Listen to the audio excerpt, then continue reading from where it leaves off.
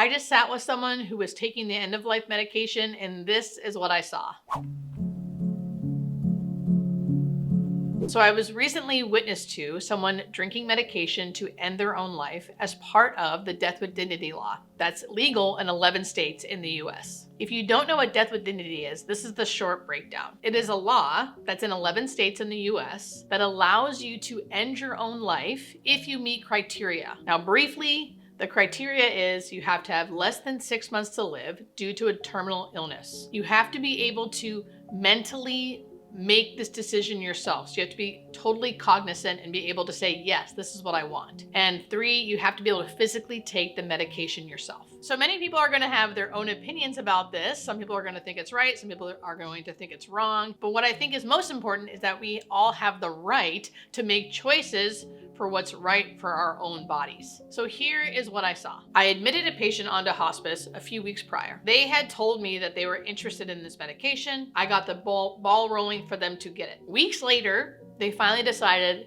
with their family, hey, I think it's time. I think this weekend I want to take this medication. Of course, it's up to them. They can do whatever they want. Hospice nurses or doctors do not need to be there when this happens. In fact, if we are there, we have to make sure legally that we never touch the medication. We cannot be physically a part of it. However, they decided they wanted to take it on the weekend, and I happened to be working on the weekend. My work allowed me to be there, and the family asked if I could be. So in this particular case, I was there. So when I got to the patient's house, everyone seemed happy, although it seems like a sad occasion. I think this is just because the person who's taking the medication was able to make choices that they wanted to make about their life on their terms. So the process usually goes like this. We first give them about an hour before they take the real medication for anti-nausea, because we don't want them to throw up the medication.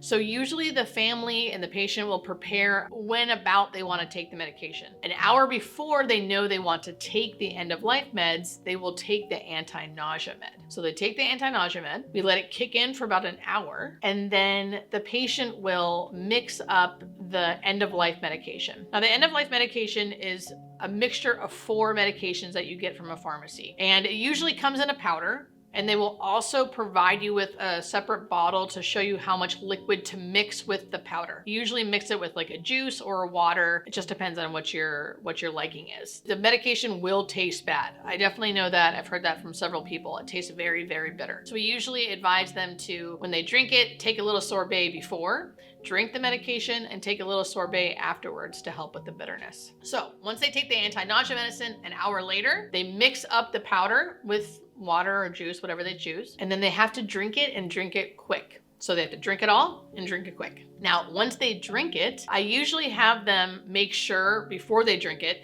that they have said and done everything they want to do in that moment. Because once you drink it, you're going to fall asleep, and you're going to fall asleep fast.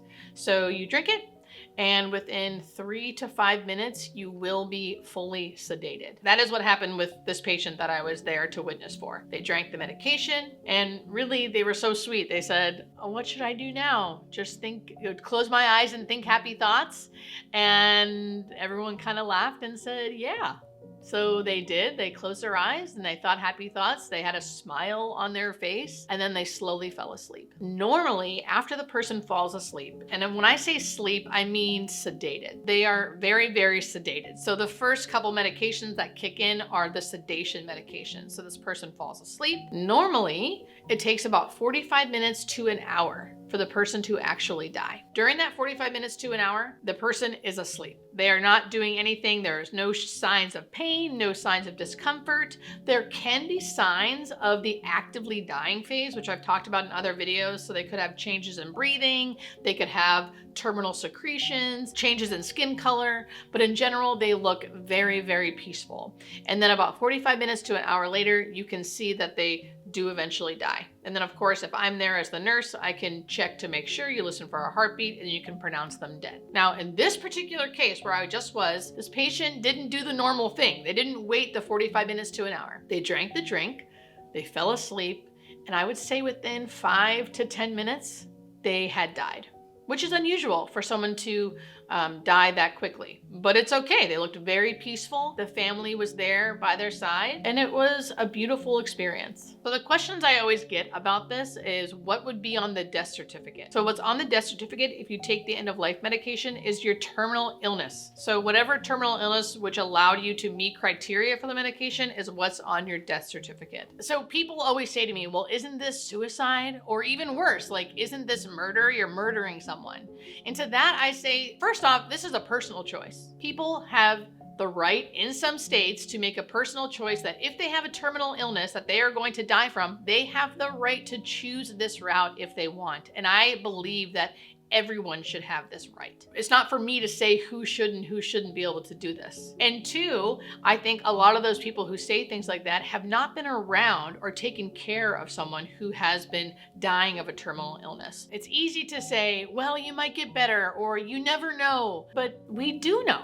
There are times in medicine where we do know certain diseases we know are terminal and we know the outcome. And ultimately, it's the patient's choice. This can prevent suffering. People can be suffering for a very long time because of some kind of illness, and this is the right they have if they choose. And the gravity of this decision is huge because once you take it, there is no going back. People often ask me, what if you drink it and then decide you don't want it anymore? Is there anything you can do? The answer is no. Once you drink it, you are going to be sedated within 3 minutes. And I will say, I have never witnessed someone wishing they could reverse it. Everyone I've ever witnessed taking this medication has been happy that day. They have been happy they had the right and the choice to be able to take this medication. I was honored to be a part of this family's journey.